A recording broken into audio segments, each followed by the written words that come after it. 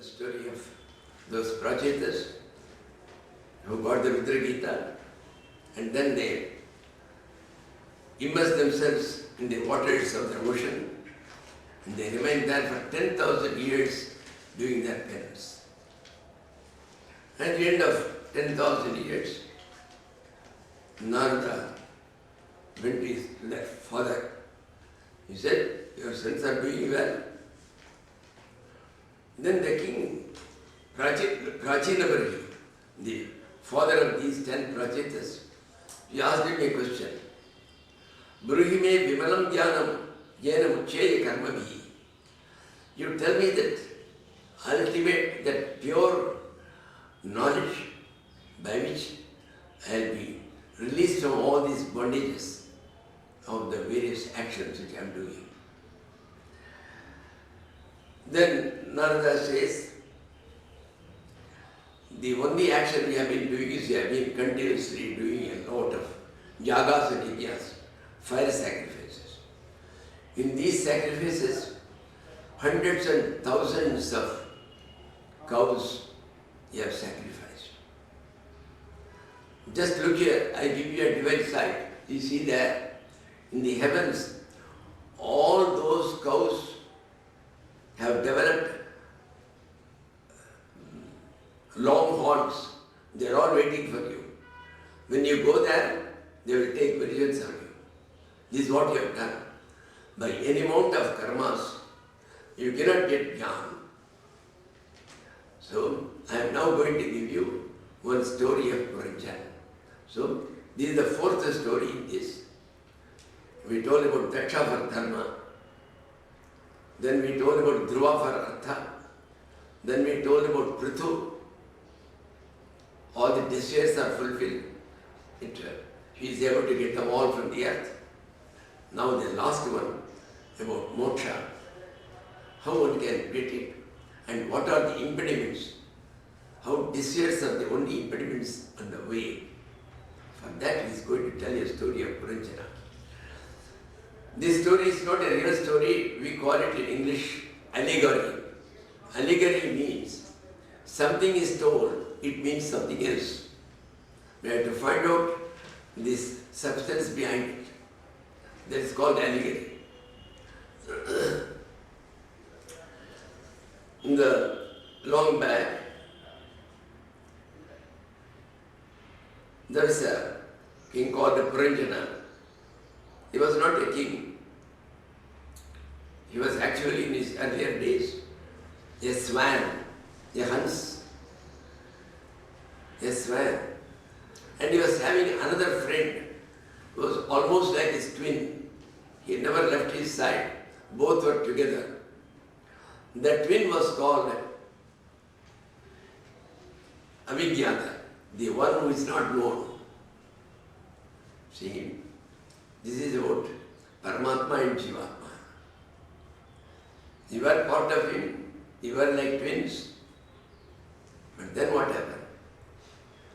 This Puranjana, this second swan, it had the desire to go around and see. So the desire for the world started. It went alone and it came to a beautiful city. And the city was guarded by a serpent with 5 heads. He went inside. There he saw a young lady coming along with her servant, with her servants in maid and all that, her sakhis, her companions. She was coming. On seeing her, Puranjana was completely bowed down. He goes and asks her, "Who are you, my dear lady? Somehow I feel like marrying you. I do not know if you are already married. If you are not married, I would like to marry you." That lady answers, "I do not know who constructed this city. I do not know who created me. One day I saw myself here like this. That's all. That's all I know. I don't know anybody else. I don't know any father or mother or anybody else, I'll always be like this only. And as there is nobody else to consent, I am prepared to marry him. So, ultimately, Puranjana married this lady. Married this lady and enjoyed for years together. This is Dharma, Artha, Kama, desires. And he was completely governed by her desires. Whatever she wanted, that will go. That's all, irrespective of justice or not. Like that, he was practically a slave to his wife. And he got a number of sons. And old age came. When the old age came, Chandavega, that is the name of one Kalayavana. Kalayavana means that time, it is almost like a demon. It comes and it says, we are not even aware that only yesterday I was 20 years old, today I am 80 years old. Suddenly we find ourselves very old. So like that it comes with terrific speed, the time. And this Chandavega wanted to invade this country of Puranjan. And it had also its twin brother, he was called Bhaya. Bhaya means fear. Fear was another one. So as I told you, it's an allegory. So Bhaya has been represented as in Hindi, there is a book called the Kamaini by Jaishankar Prasad. There also Dukha, Sukha, Kama, Dambha, all these are personified as persons. The same way here. Then there is Jara. Jara means old age. She was searching for a husband. Nobody was prepared to marry her. Who will marry old age? Nobody would like to. And Chandavega told her, you come on, we will see whether he could marry you. First you help us, let us invade them. So the time invaded, they were all quite old. Old age came, and naturally so many bodily problems and all that they came. And then they began to have fear, people began to have fear, and they all came and fought with all the people that were in that city. And finally, for a long time, that fire-headed serpent fought with them all, and it also died. And all the people died, they were all burned to ashes. The king, Puranjana, he is weeping, and then he died weeping. In the next birth, he was born as a lady. Because when the last minute he was thinking of a lady, he was born as a lady. He was born as the daughter of one king, and he was married to another king, this lady, to one Maledwaja Pandya. She was married to him.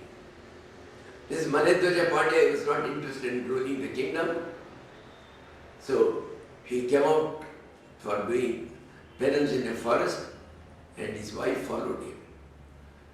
And one day she found in the early morning that husband has died. This lady was only the male, Puranjan, the king in the previous birth. But in this birth, he had become a woman, and she began to weep. And that time, that old friend, the one who was unknown, he didn't leave him alone. Whether we recognize him or not, he recognized you. He knows that you are his friend. So he came there and he said, "Oh my dear, why are you weeping? You are neither a male nor a female. You are neither a man nor a woman. In the previous birth you were a man, in this birth you are a woman, but nothing is to you. You are a Hamsa, absolutely free from all these things. You were with me. Who asked you to get out into this world? And then you got attracted, you got all these problems. Now you are having all sorts of sufferings and sorrows. It's because of that. And remember, we are both the same. I am you and you are I. So, wherever you read, remember your earlier status and come back to it. He says, Natvam vidam najam veerasya vrittavam. You are not the daughter of the king of Vidarbha. No. And nor this husband of yours your husband.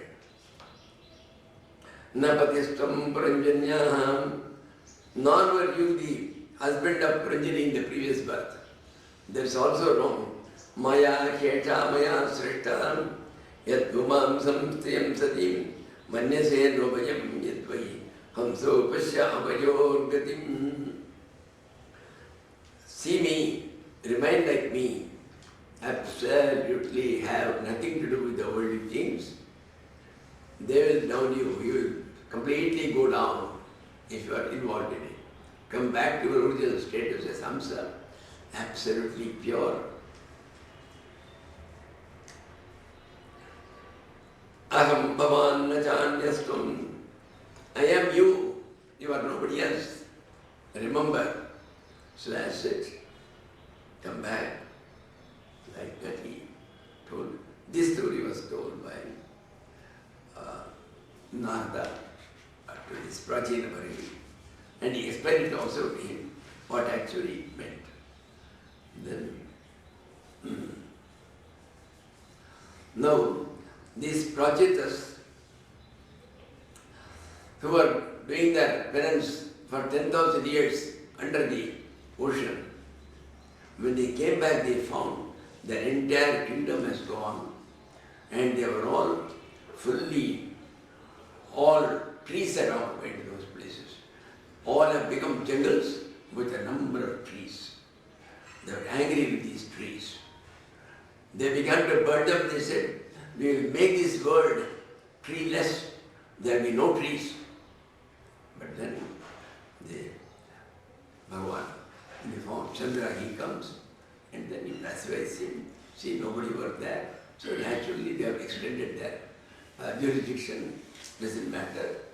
They have got a daughter called Marisha. Well, you can marry her and make friends with them all. That's what happens. So even in those days, as you see, they knew that trees were very essential for our livelihood.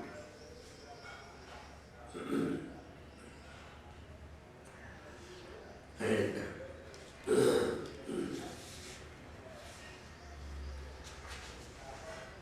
now with this, the fourth skanda is over, and now the Panchama skanda, the fifth. The fifth skanda is going to tell us about this Stithi. Stithi means how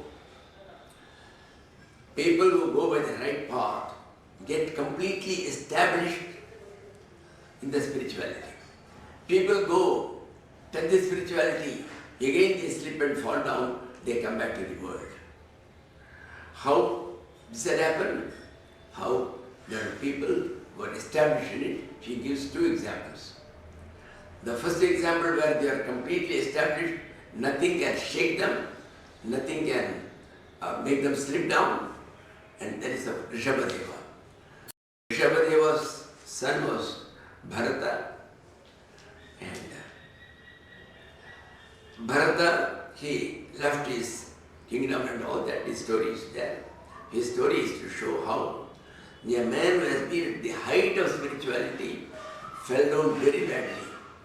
With the result, he ought to have got his moksha or freedom in that very birth, liberation in that very birth, but was postponed by 2 more births.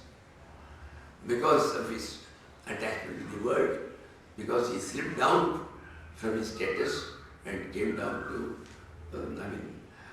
he became affected by the attractions of the worldly goods.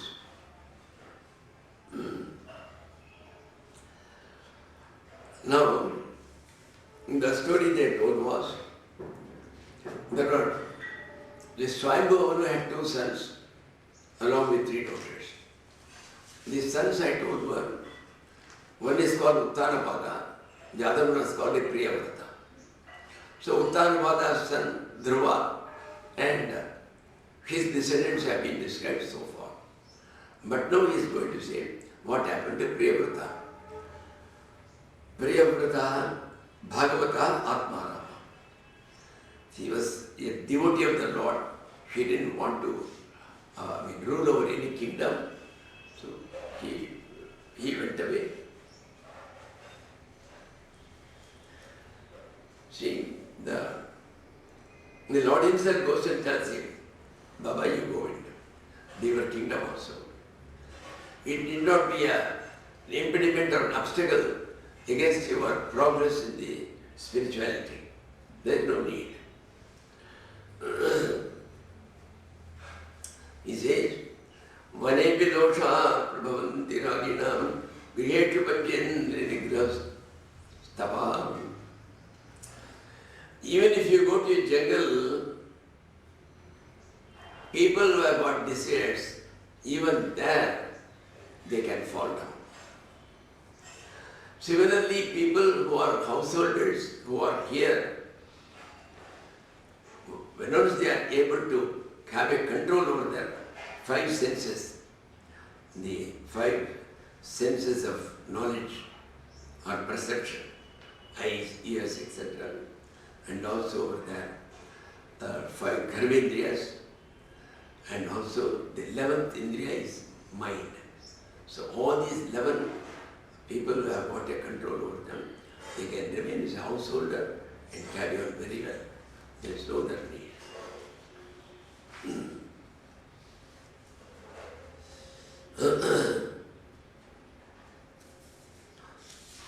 Then he tells about the descendants of Priyavrata, and now in that the same race was born Rishabha. Rishabha was supposed to be the incarnation of Lord Vishnu himself, and he had all the powers. Risha means jnana, knowledge. Rishabha, Bha means light. The one who is glowing with the knowledge, with the highest knowledge, is called Rishabha. When we say Shiva had a bull, so a bull is also called Rishabha. Rishabha is his vehicle. It only means the entire jnana was with him, the entire ultimate knowledge was with Lord Shiva. That's what it means.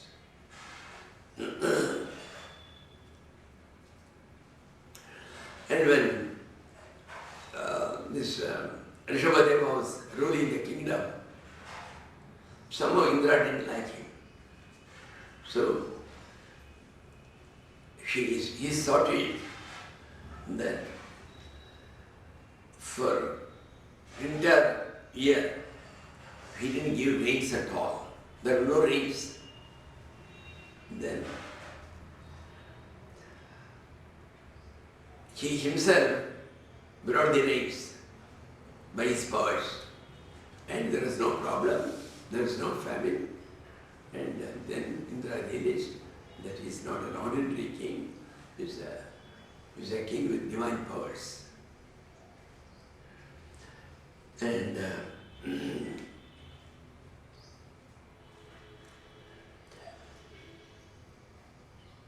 before he leaves the kingdom and gives the kingdom to his sons, he had 100 sons, the eldest of them was called Bharata.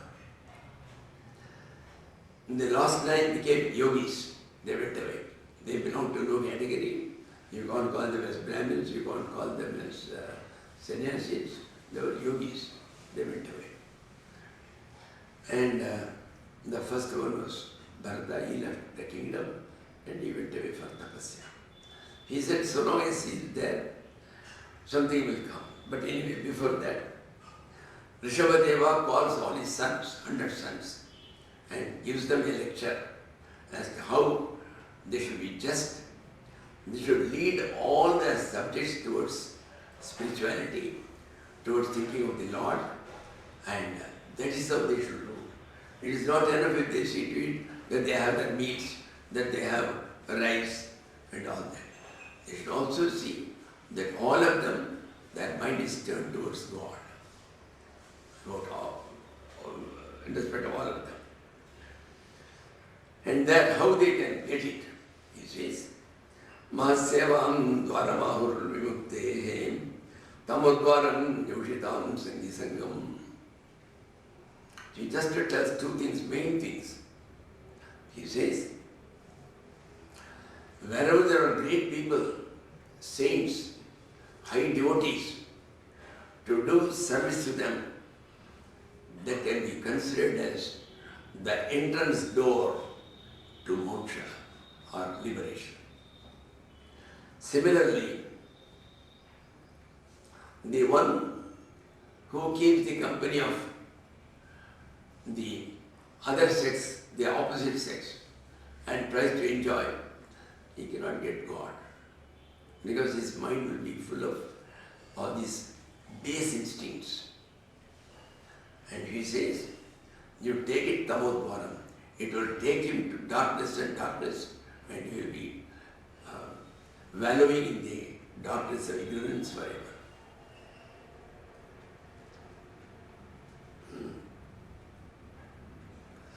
So thus he told them how they should be able to think of God, and the ruling of the kingdom should be based on the divine principles and the divine law. And he says, this is the summary. O sons, how we should do. Hamse guru vai bhaktya anuvritya mudishtaya dandatikshyachan. Have high devotion towards your preceptor or guru, and also towards the Lord. Lord and Guru should be treated as the same, and you should have the same love and devotion to them, and you should always follow what the Guru says. Then, Vidrishtaya, absolutely no desires, leave off all desires. Dvandva titikshyacha, you should be able to bear whether joy or sorrow, whether heat or cold, all these opposites one should be able to withstand. Sarvatra jantor visanavagatya. You should see whoever is in, because they are kings. So it is their duty to see whether there are people who are suffering, are there people who are miserable, and what is the reason. They should be able to understand it.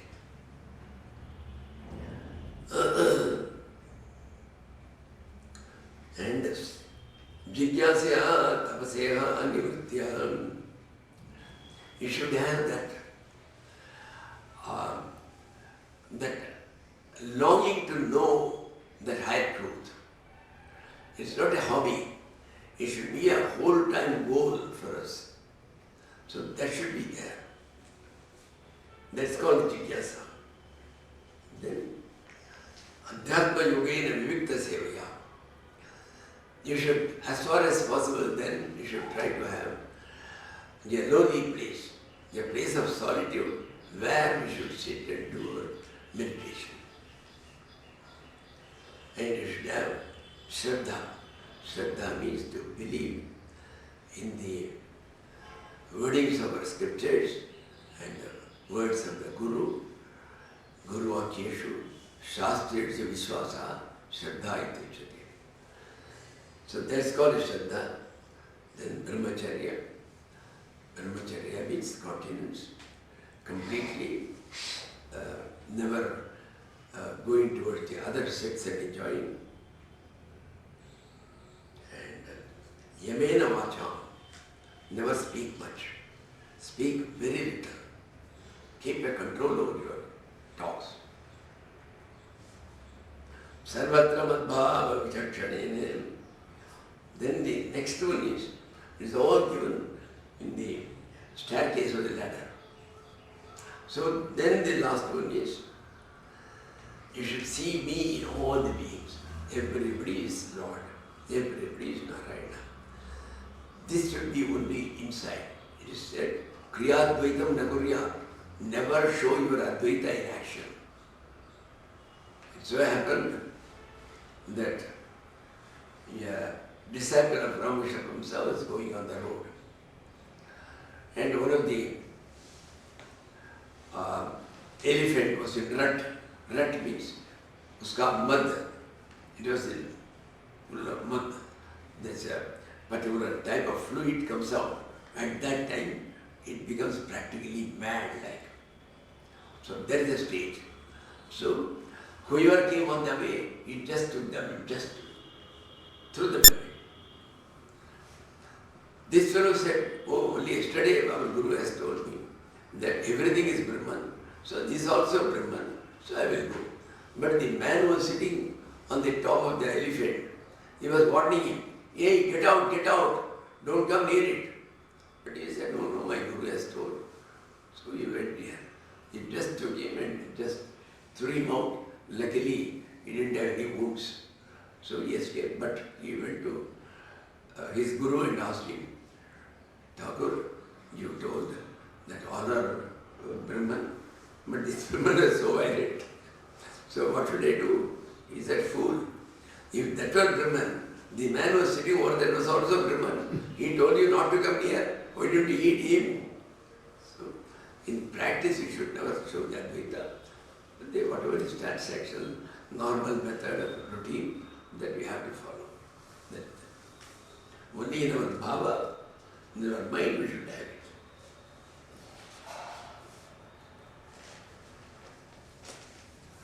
And then Rishabadeva left all and he was going. He was going absolutely, he was the first one we have heard who was going absolutely naked. And that is why he became the first Guru or Tirthankara of the Jains. He is called the Adi Guru. There is a temple for him in Dilwara. Dilwara temple is very famous. It is either in Gujarat or in the border of Gujarat and Rajasthan perhaps. It is there. So it is that same. But obviously, he taught something else as Jinnah, as Mahavir. He didn't teach. What happened was, later on in his life, he met one king in Karnataka who was known as Arhat. That king heard all these things, but he couldn't understand. He misinterpreted all of them, and then he gave to the world a different philosophy, which was called Jainism.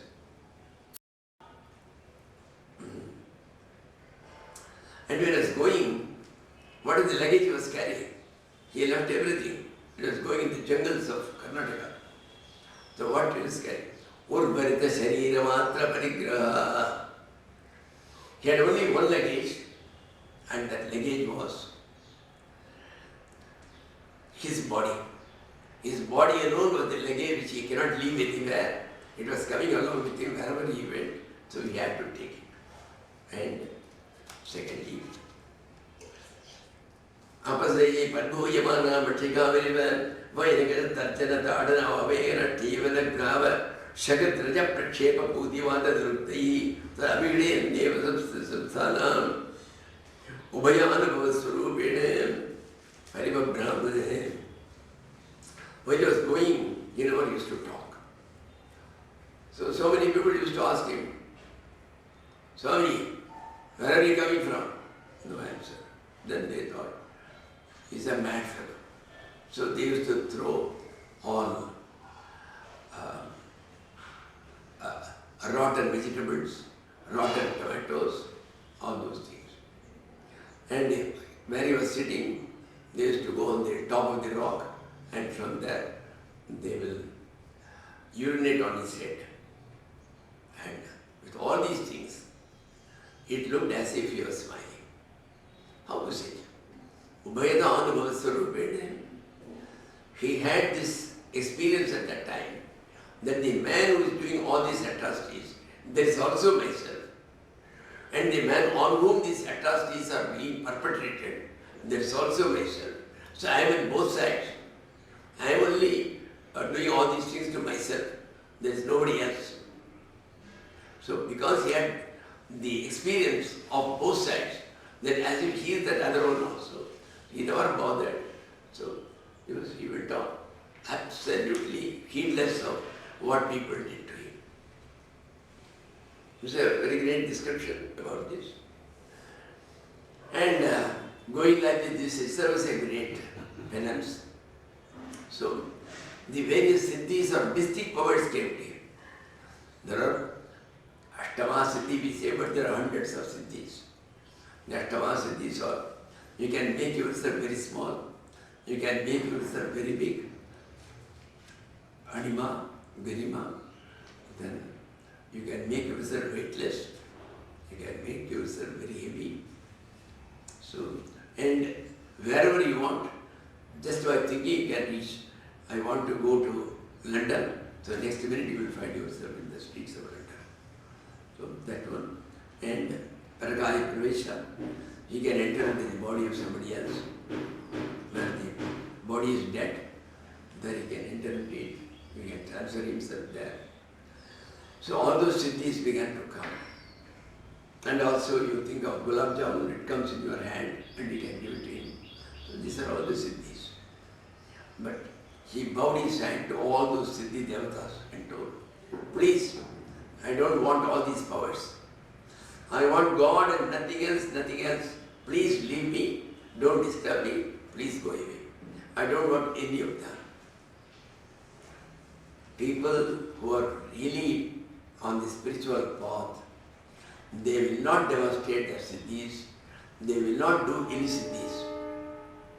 Rarely, sometimes, the siddhis by themselves may come and do something, but they never do it themselves.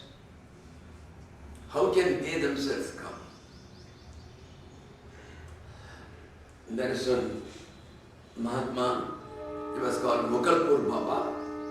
He was on the one side of, about 70-80 kilometers away from Banaras, from Kashi. In those areas, he was there.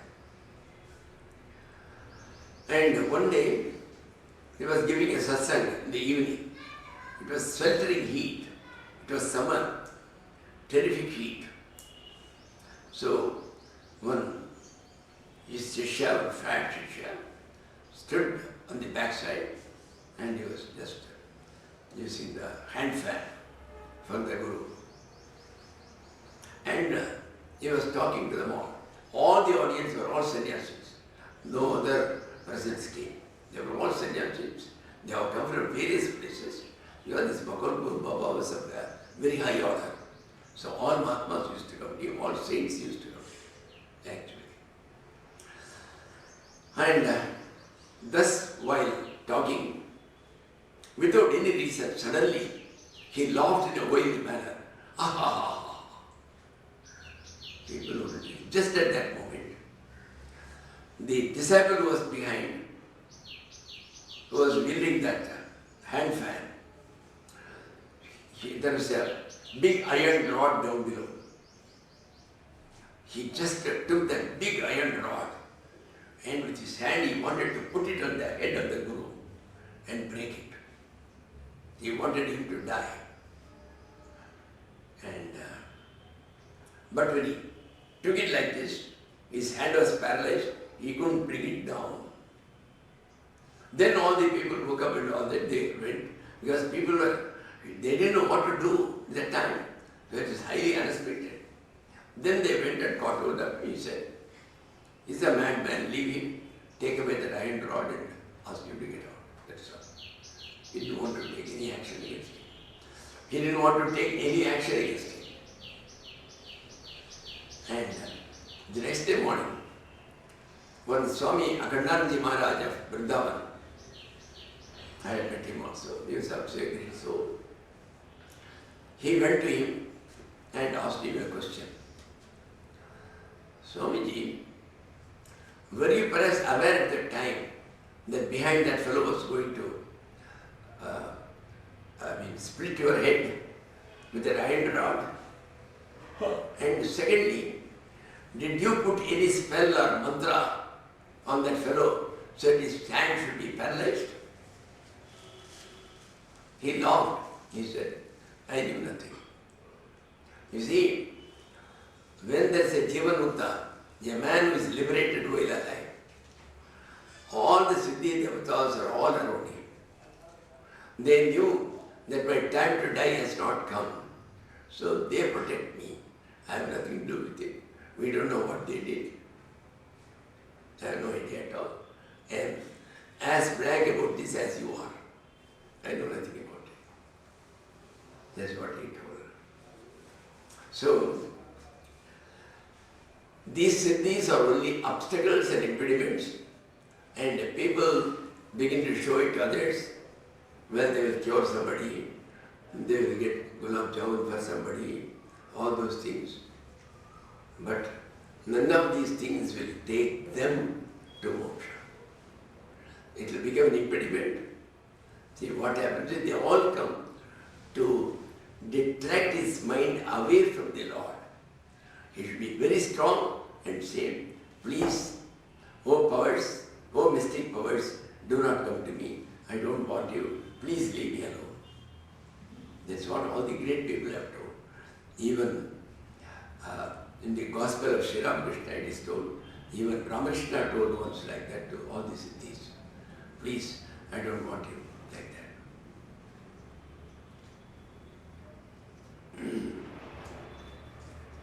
So, now,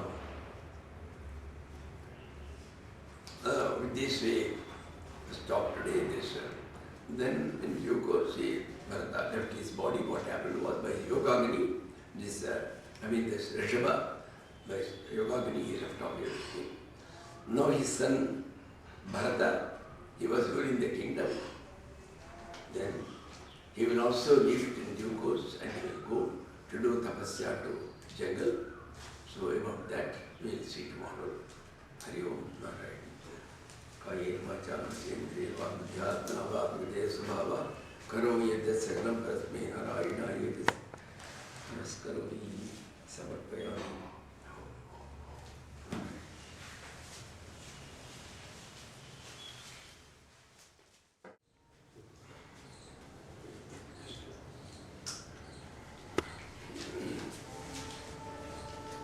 Cell phone silent. Gananatva Ganapatim Bhavami Kavim Kavinam Pavisavastamam Jayatharajam Brahmanam Brahmanaspadana Chinvanto Devishveda Sadhanam Om Mahaganadhipataye Namah Sadashivasamarambham Shankaracharya Madhyamam Aspadacharya Padyantam Vande Guru Paramparam Sthapakaya Dharmasya Sarvadharma Sarupide Avatara Varishthaya Ramakrishnaye Te Namah. Sarvamangalamangalye Shive Sarvarthasadhike Sharanye Trambake Gauri Narayani Namostate.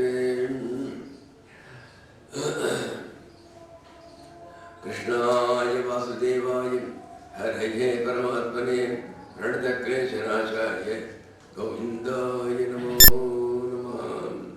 Apadapahartaram Dataram Sarvasampadam Lokabhiramam Sri Ramam Bhojo Bhojo Namamyam.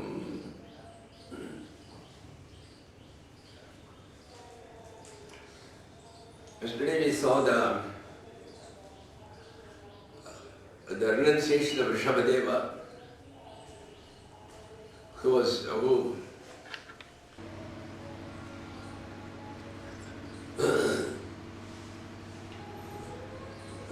the renunciation of Rishabadeva was seen yesterday, how thoroughly he was renounced.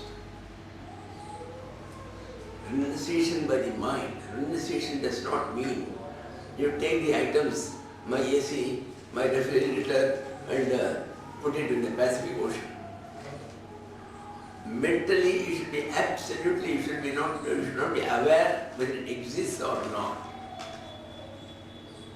Whether the fan exists or you should not be aware. Whether it is summer or winter, somebody will say, oh, Swamiji, should you not put the fan? Yes. Then summer, winter, Swamiji, the fan is running. Shall we stop it? Okay. Yeah, we should be aware of it at all. So in the same way, we should be aware, even if you lose it, nothing matters. We should not give one single thought to it. That's all. And see, Ramakrishna Paramahamsa had a direct disciple. His name was Turiyananda, known as Haridwar Maharaj. After taking the Sanyas as directed by Vivekananda, all these disciples were to go elsewhere without revealing their original name. They didn't take any other name. And they used to live on diksha. They had no money, not a single pie. It is for them to go somewhere without a single pie and then to live for some time and then come back. They should know how to do it. And that's part of a sannyasi's life. So Haridwar Maharaj went to Gwalior and the train was late. He reached by afternoon 2:30. He was feeling very hungry. Somebody had purchased the ticket, he went over there. But now he had not a single pie. So he asked some of the people there at the railway station, if there's somewhere you can get free food. They said, what free food? Even if you pay money, you can't get here at 2:30. But one man told, well, if you are so particular, you walk about 3 kilometers from here, there is one Sethi who sells all hardware. He likes all sannyasis and he takes special care of them. He will prepare special dishes for them. He is very fond of feeding them. He gave him the address. In those days there was no cell phone, so they could contact him. So he walked all the 3 kilometers, reached there, and he was extremely happy when he heard that he is a direct disciple of Ramakrishna Paramahamsa. So he prepared an excellent feast and he partook it. Then when the meals were over, Haridwar Maharaj came and sat outside. And the owner of the house, that the man who owned the hardware, he came and sat by his side. See, normally, whenever a sannyasi or a Mahatma, a saint, a holy man comes to our house, we should take that opportunity to put questions. Not simply questions or asking questions, but it should come from our real heart. Any doubts? So he asked him, Swamiji, how to get dispassion from all worldly things? Vairagya, how to get it? Haridwar Maharaj laughed. Whom are you asking? A fellow who walked 3 kilometers for a single foot. And you ask him about Vairagya? See, that's the Vairagya. And there was a Shankaracharya of Kanchi. He was known as the walking god. All the foreigners were simply enchanted with him. And he was going from place to place by foot throughout India. And they came to a village in south. He had a separate cook who used to cook the minimum meals only for him. So that day he got a particular type of leaf, just like palak, spinach, just like that. We call it ponnangadi here. It contains a lot of iron in it. So we need not, hemoglobin will be full in all those villages. And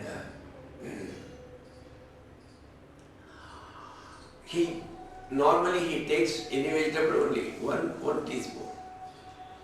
He put it and he took it. Then slowly, with great hesitation and fear, he took another teaspoon and put it. That also he took. Then with much greater hesitation, he took the third teaspoon and put. That also he ate. He was very happy. Today Acharya ate 3 teaspoonfuls of sabji. The next day also he prepared the same vegetable, the same leaf. And in the same way, he puts with hesitation the 3 teaspoons of the he took.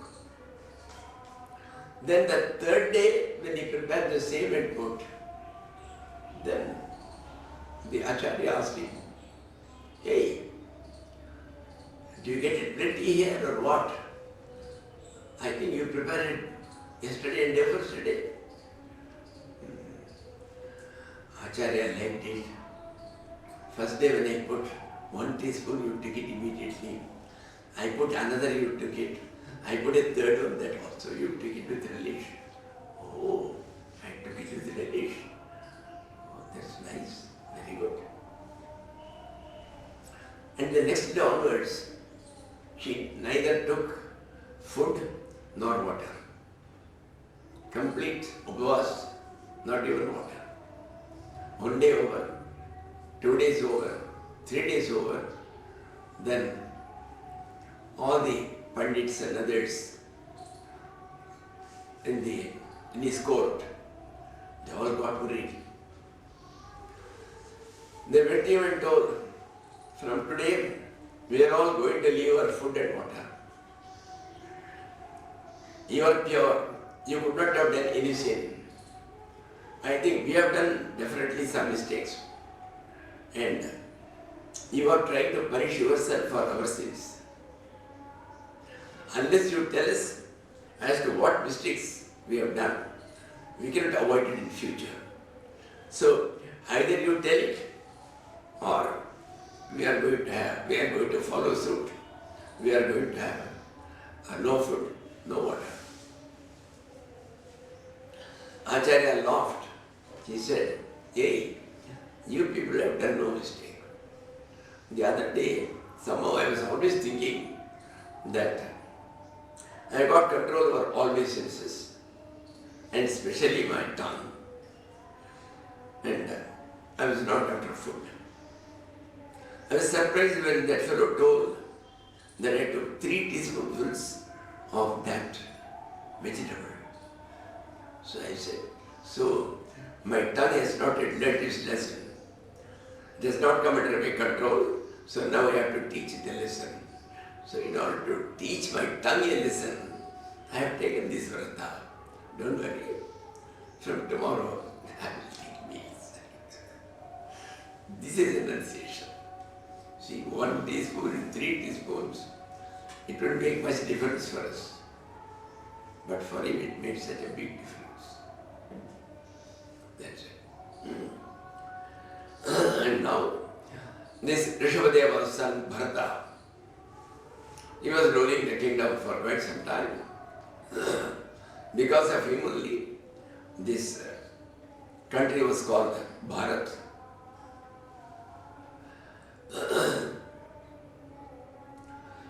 And this Bharat finally, he gave his kingdom to his sons, and he retired. He was in the house. Then every third day his sons will bring a file and tell him, "Father, you have dealt with this case much earlier. That fellow has again put an application. So what shall we do?" He said, "Nonsense. I have now retired from office and still these fellows are not leaving me. So I cannot remain in this house." He left the house and went into the forest. All alone. Not taking his ATM. He went alone without any money, with the least luggage. And there he built he had a small cottage or kutia made out of the leaves, and he was living there. He was living a very good life. Morning to evening, he will be doing the puja of the worship of the Lord, and then he will be going on reciting the names of the Lord or his prayers. And thus he was spending from morning to night very intensely, with all bhakti, with all devotion. He was worshipping the Lord. Absolutely there was nothing to distract his mind. Some 2-3 years passed. One day, when he was going for when he was returning from his bath, he found that one deer had given birth to a small child there on the way, and it has died immediately. Now, this small dear child, he cannot even walk, it has just been born. He said, if it is died on this way, so many wild animals will come and they will eat it away. It will be the victim of so many wild animals. So poor thing, I will have to take care of it for some time. He just took it home on his shoulders, and he was daily feeding him some milk. And he used to spend some time to him over that, because small child, it had nobody of its own, kith and kin. It was all alone. So he used to spend some time. He used to talk with it. He used to stroke its hairs and all that. Slowly that time increased. When he decreased his time for worship, he increased his time with the deer. That deer became very dear to him. And slowly, he left off the worship. He used to spend all the time. Poor thing, is all alone. Ab kya karega, what will it do? Even if it goes outside, the other deers won't accept him, because he had been in the company of human beings. So he was with him. And he began to be worried about the security for the deer. We are all worried about our security. He was worried about security for the deer. If I die, then who is going to take care of it? Poor thing. It will be all alone. And it will be only sitting here in this place, and it will die, weeping, it will die. And actually the day came when he was to die. And it was sitting by his side, that deer, when it was shedding tears, it understood that my master is going no more to live. He will be passing away soon. And he was extremely worried about the deer, and thinking of the deer instead of the Lord. Thinking of the deer only, he left his body. It is told that whatever you think of at the time of your death, the next birth, the beginning will be from that only. For example, the Guru of the Parsis was known as Zoroaster. Zoroaster, when he was born, all children, when they are born, they will weep. Zoroaster was an exception. When he was born, he went on laughing for hours. It's a strange child. This child is only laughing. Much later, when he became a guru, his disciples asked him the question, Sir, it is told that when you were born, you are laughing, while all the children, without any exception so far we have heard, they all weep. So what is the reason behind it? Then Zoroaster told, normally people die weeping, oh my Lord, I have to leave my wife, I have to leave my children, I have to leave apart from that, I have to leave a heavy amount in the bank. I can't take one buy with me there. All these currencies won't be, there it won't be useful. So, when I thought that I am going to die, I was very happy. I said, yes, I'll be seeing some new place. Very good. So I was very happy about it. So I died laughing. So I was born laughing. So that's why at the end they say, at the end you think of the Lord, think of His name. It's very potent. And then in the next birth, you will be born in a family which will be devoted to the Lord. You will have all the environment to pursue your spiritual pursuits.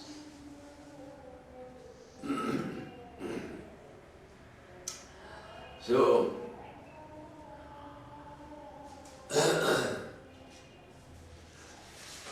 she died thinking of the deer. In the next birth, he was born as a deer. Luckily, God has given him the memory of the previous birth. He remembered how he was a small attachment for 3 to 4 years. He lived he did such an intense tapasya, but he slipped after 2-3 years. That's why we should know that we should never think, I have reached, now I can do what I want. Up to the last, one has to be careful, up to the very end of our life, that at any time you may slip down. Lord, please see I don't slip at any time. I am always worshipping you. It's what I want. I will always think of you. This is essential. Then apart from that, there is another teaching you get from that. So many young men come to me when I was they used to come to me when I was in Vasishta Guha, some 2-3 years back, when I used to spend more time in the Guha. They used to tell me, Sir, I want to have spiritual pursuits. I want a lonely Guha. So please tell me where it is available. Otherwise here, can I do it for 6 months? Can Swamiji will be able to give me an accommodation for 6 months? So in the beginning itself they want a separate Guha and all that. It will lead to the destruction.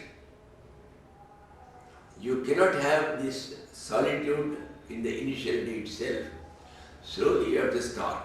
Even when you are a householder, as Rakhal Maharaj says, on Sundays in the morning, you take your sandwiches at early morning, without waking up all the people in the house, you just shut the door and go away.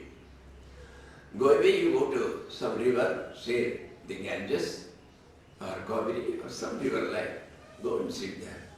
Go out, see.